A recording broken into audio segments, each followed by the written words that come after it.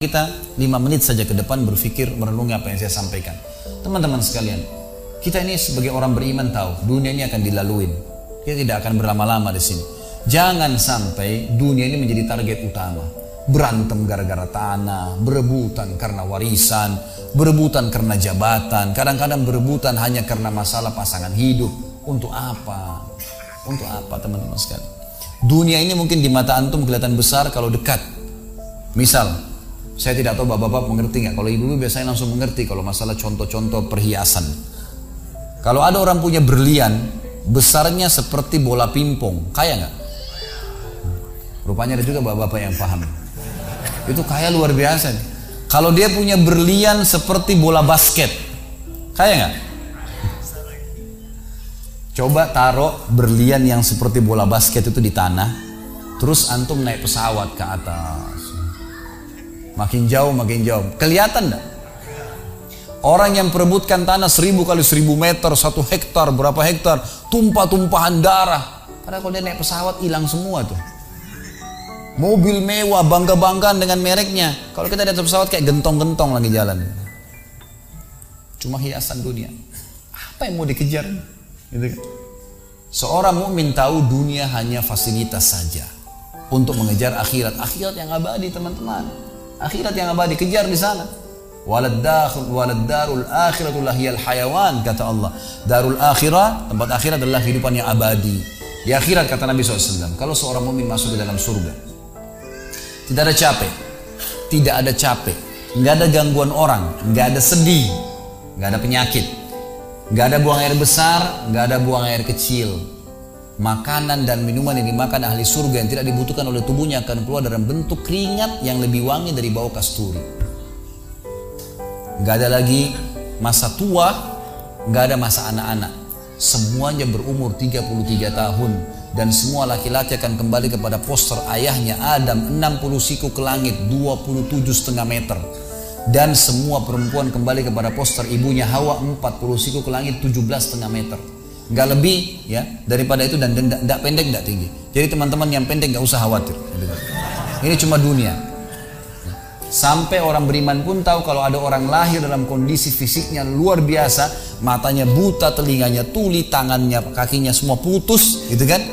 Itu tetap bagi orang beriman punya nilai. Karena itu cuma dunia. Begitu dia meninggal, jasadnya akan dimakan oleh tanah. Sebagaimana sabda Nabi SAW, semua jasad kalian akan dimakan oleh tanah kecuali tulang ekor kalian yang darinya Allah akan tumbuhkan kalian. Di akhirat ditumbuhkan jasad yang baru. Itu yang akan hidup bersama kita di surga atau di neraka, gitu kan? Jadi ini cuma dunia sebentar. Untuk apa dikejar, teman-teman sekalian? Ingat, Nabi SAW pernah keluar dalam hadis Bukhari dari masjid beliau, kemudian beliau menggambar kotak. Lalu beliau mengatakan, inilah kotak kehidupan manusia. Seperti meja ini misalnya, inilah kotak kehidupan manusia. Lalu Nabi SAW menggaris dari luar kotak, di bawah kaki beliau, digaris, dilewatin kotak ini sampai melewati kotak tengah di depan, panjang. Lalu kata Nabi SAW, ini angan-angan manusia. Ini angan-angannya. Angan-angannya melampaui kehidupannya. Lebih 500 tahun ke depan, padahal umurnya cuma 60-70. Lalu Nabi SAW menarik dengan tongkatnya dengan keras dari sisi kanan garis kotak, digaris dengan keras sampai terbongkar tanah itu, digaris dan memutus garis tengah itu. Lalu beliau mengatakan, dan ini kematian yang akan datang memutus angan-angannya. Di Jakarta kemarin teman-teman sekalian, ini bukan nakut-nakutin, tapi di Jakarta kemarin begitu. Ada orang keluar dari mall, kisah nyata, bawa kresek banyak sekali, habis belanja buat keluarganya. Mobilnya Masya Allah mewah luar biasa, super lux, paling mahal. Parkir, begitu melihat tukang parkir, tukang parkirnya sangat senang nih, karena ini orang kaya, pasti kasih tip yang banyak gitu. Naik di mobilnya, di starter mobil, tidak pakai supir kebetulan, dia nyalain, mobil di depan ada, mobil di belakang ada, jadi terhimpit. Tiba-tiba orang ini tuh starter mobilnya diinjak gas dengan sangat keras, mundur ke belakang, nabrak mobil di belakang, hancur total. Tukang parkirnya pun tadi jadi marah, Pak, Papa nggak lihat, ngambil marah-marah. Tapi anehnya orang ini gasnya terus kencang, gitu ribut, gitu kan? Maka tukang parkir curiga, dibuka pintu, orang itu sudah meninggal dunia.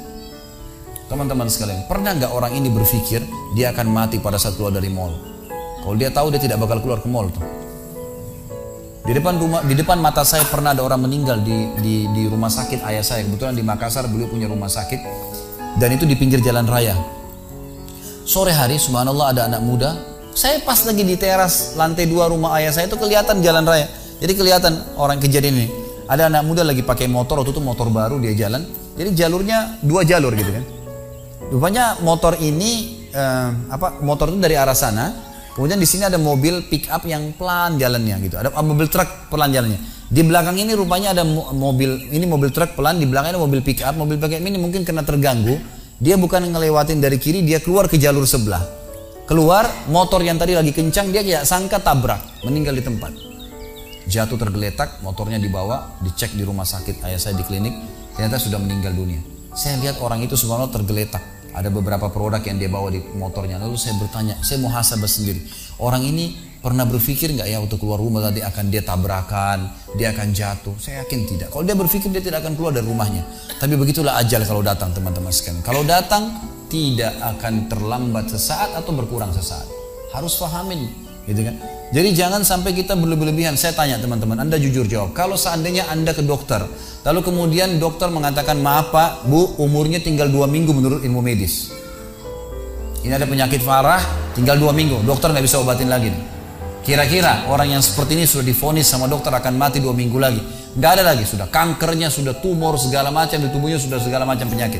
Nggak bisa lagi hidup orang ini. Kemudian ada orang datang, temannya bilang, itu si Fulan, ceritain kamu, kira-kira dia masih mau ribut berkelahi? Itu orang tuh mau mengambil hakmu, masih mau mengebut lagi? Sudah semua? Enggak, sudah, enggak mau tahu. Ini 2 minggu lagi mati. Semestinya teman-teman enggak usah tunggu vonis dokter nih. Siapa yang bisa jamin sekarang di masjid ini teman-teman ada dari tembok ini tiba-tiba malaikat maut, saya lihat antum tidak lihat, orang roh saya tinggal dikenang. Khalid Basalamah pernah ceramah, selesai. Dan Anda juga bisa begitu setiap saat. Bagaimana orang bisa tenang nih dalam kemaksiatan kepada Allah sementara setiap saat malaikat maut bisa datang jemput dia dan ada hisab semuanya. Ini bahaya sekali. Baik, saya pernah mengadakan pelatihan teman-teman sekalian di masjid yang besar. Masya Allah mungkin seperti ini, malah lebih besar. Lantai 2 juga seperti ini dan penuh. Di lantai 2 itu ada banyak ibu-ibu akhwatnya. Saya bicara masalah kematian selama 2 jam materi lengkap. Kemudian setelah itu sebelumnya saya bilang sama panitia tolong supaya lebih hidup suasananya, siapkan kebutuhan jenazah, meja, kain kafan, sama menyan-menyannya semua. Kemudian di sebelah masjid buatin liang lahat. Baik Ustaz, dibuatlah. Selesai saya ceramah 2 jam, saya bilang, Bapak Ibu sekalian, saya mau ajak Anda 5 menit coba menjadi jenazah. Ada yang mau? Sempat ada yang angkat tangan depan saya. Kebetulan ini teman kita ini, saudara kita tukang batu. Adiknya dia kembar anak SMA sering ikut pengajian saya gitu. Dia hadir juga. Dia bilang, saya Ustaz. Baik, silahkan. Pak, saya minta tolong satu hal ya. Kalau Bapak naik nanti di atas meja ini, dibungkus dengan kain kafan oleh panitia, tutup mata Anda dan bayangkan Anda sudah mati dan dengarkan apa yang saya ucapkan. Baik Ustaz, baik.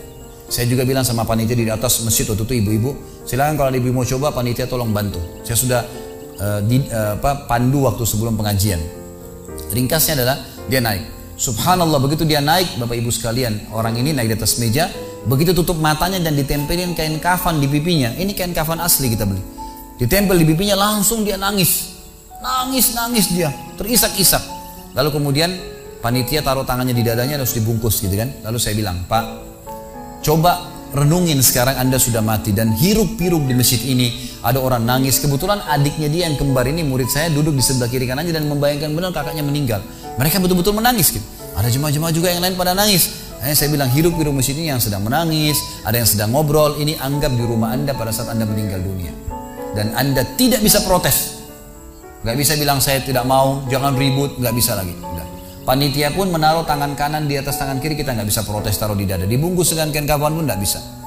Baik, Pak, bayangkan semua peluang amal saleh yang semestinya Anda bisa kerjakan, sholat malam, sedekah bakti dengan orang tua, baca Quran, sholat berjamaah, yang Anda sia-siakan dan Anda menyesal kenapa tidak kerjakan sekarang. Dan bayangkan semua peluang dosa yang Anda tidak sia-siakan, kesempatan zina, berzina, kesempatan dusta-dusta, kesempatan riba-riba, semua dikerjakan, dan Anda tidak sempat taubat dan Allah akan hukum Anda sekarang. Itu Bapak Ibu sekalian, saya tidak karang-karang dia sampai nangis Bapak ini, terus dia nangis. Lalu saya bilang, tolong panitia datangkan geranda jenazah. Datangkan. Baik Pak, sebentar lagi kami akan angkat badan Anda di geranda ini dan kami akan bawa Anda ke liang lahat sebelah masjid. Diangkatlah dia. Saya bilang, Pak, renungin, resapi tubuh Anda kesentuh dengan geranda ini.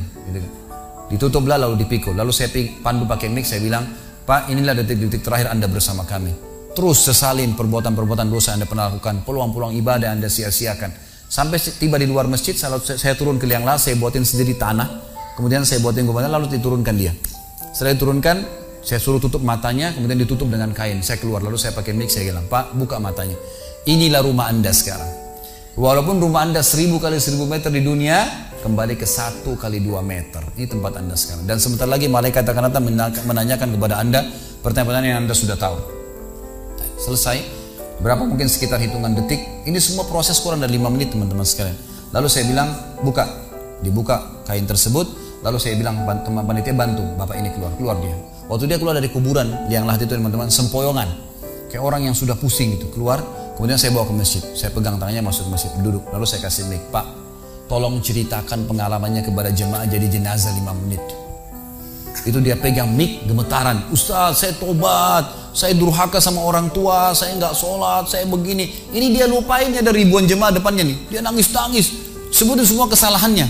Semua pada banyak ikut nangis. Dia kayak orang ketakutan betul, gitu kan? Baik, selesai. Saya panggil siapa lagi yang mau coba? 2, 3, 4 orang. Rata-rata semua begitu keadaannya, gitu kan? Alhamdulillah mereka sadar seketika pada saat itu. Lalu kemudian saya bilang, penutupan, ada bahkan ibu-ibu yang coba di atas pingsan, ibu itu. Kita bukan nakut-nakutin, tapi memang saya praktekin. Lalu saya bilang begini, Bapak Ibu sekalian, sebagai penutup acara saya bilang pada saat itu, bahwasanya ini hanya praktek jadi jenazah. Tapi ini ya akan datang satu waktu Anda dibungkus kain kafan tidak bisa kembali lagi. Sekarang masih bisa kembali beramal soleh. Dan ini pernah diperingatkan oleh Hasan Basri rahimahullah. Beliau pernah ngantar jenazah diikuti oleh seseorang. Lalu Hasan Basri tanya, wahai fulan, kalau seandainya jenazah ini tiba-tiba hidup sekarang, apa yang dia kerjakan? Kata orang ini, tentu dia akan sholat, dia akan puasa, dia akan ngaji, dia akan kerjakan ibadah-ibadah. Kata Hasan Basri, kenapa? Dia bilang karena dia sudah mati, dia tahu nilainya ibadah itu. Kata Hasan Basri, yang kau ucapkan benar, tapi di depan matamu ini tidak bisa hidup lagi. Kamu sekarang masih hidup, kerjakan seperti dia kalau dia hidup. Jangan tunggu itu, gitu kan? Ingat teman-teman, pujian teman, ancaman teman, atau orang sekitar kita hanya sepanjang lidahnya. Kamu hebat ya, kamu kaya ya, kamu gagah ya, kamu cantik ya, sepanjang lidahnya demi Allah. Mau apa itu? Apa yang mau direbut? Orang-orang setengah mati sholat malam sejam 2 jam, besok ceritain ke orang hanya butuh pujian sepanjang lidah dia. Untuk apa? Teman-teman yang suka riak nih, saya ajarin caranya gampang. Ada caranya gampang. Kalau Anda besok pagi mau cerita kepada teman-teman Anda di kantor atau tempat, saya sholat tadi malam, sholat malam, gak usah tunggu besok pagi setengah mati, ngantuk-ngantuk nanti malam bangun. Jam 2 malam sebentar, datangin rumah teman yang jadi target, ketok pintunya, nih saya mau sholat, lihat ya. Selesai, gitu kan. Untuk apa nunggu besok setengah mati, gitu kan. Gak ada gunanya riak, pujian orang sepanjang lidahnya, jangan, gitu kan. Gak ada gunanya. Jadi teman-teman sekalian, sadarilah mati akan datang dan jadilah seperti Bilal radhiyallahu anhu, sahabat Nabi yang mulia. Waktu ditanya, "Ma ra'yuka bil maut?" Apa pendapat Anda dengan kematian? Kata beliau, "Marhaban bil maut." Selamat datang kematian. Apa yang saya mau takutin? Apa yang dia mau takutin kalau selama hidupnya dari bangun tidur sampai tidur semua ketaatan? Pastilah terbalik, orang rindu, gitu kan? Orang mukmin itu rindu. Waktu terjadi perang Yarmuk tahun 14 Hijriah. Waktu itu dipimpin oleh Khalid bin Walid dengan di situ di dalam pasukan ada Sa'id bin Zaid. Sa'id bin Zaid salah satu yang dijamin masuk surga. Teman-teman bisa nonton serialnya di website di www.khalidbasalama.com, ada serial sahabat. Saya ceritakan di situ ceritanya. Jadi kata Sa'id bin Zaid, waktu kami berhadapan dengan pasukan Bizantium, Romawi, Nasrani ini, mereka jumlahnya 120.000 orang, dipimpin oleh pendeta-pendeta dengan salib-salib yang besar dari emas. Lalu mereka memukul pedang-pedang mereka di perisai mereka sambil melantunkan yel-yel mereka sehingga membuat kami pun sempat nyali kami ciut, gitu kata Sa'id bin Zaid. Lalu subhanallah, datanglah Abu Ubaidah bin Jarrah, pimpinan perang yang lain, mengatakan, ya muslimin, beginilah, begitulah, semangatlah, pahala jihad disampaikan. Lalu tiba-tiba ada satu orang yang membakar semangat kami. Satu orang, dia datang mengatakan, wahai Abu Ubaidah, pimpinannya, wahai Abu Ubaidah, saya sekarang sudah tidak sabar, mau mati syahid, saya mau masuk sekarang ke sana. Gitu kan? Ada pesanmu untuk Rasulullah SAW? Ada pesan tidak untuk Nabi? Saya sudah tahu saya akan mati nih. Kata Abu Ubaidah, sampaikan salam kami dan kami memperjuangkan agamanya. Orang itu pun masuk ke musuh sendirian, menembus musuh tersebut sampai mati syahid. Kata Sa'id bin Zaid, Suatu saya lihat semangatnya orang tersebut dan tahu yakin dengan janji Allah benar, maka saya loncat dari kuda saya lalu saya tunduk, kemudian saya membaca Allahu Akbar lalu saya menyerang musuh. Semenjak itu rasa takut saya hilang dan akhirnya kami memenangkan peperangan. Jadi memang teman-teman sekalian, mati itu akan dilaluin dan memang mati sebuah pintu, kita harus laluin. Tanpa mati tidak bisa. Tapi orang beriman tahu mati itu justru kebahagiaan buat dia, karena semua yang bertahun-tahun dia kerjakan dia akan panen di sana. Semua kehidupan abadi ada di sana, maka dia rindu dengan mati. Tidak perlu takut, gitu kan? Toh akan datang. Jadi harusnya difahami masalah-masalah seperti ini.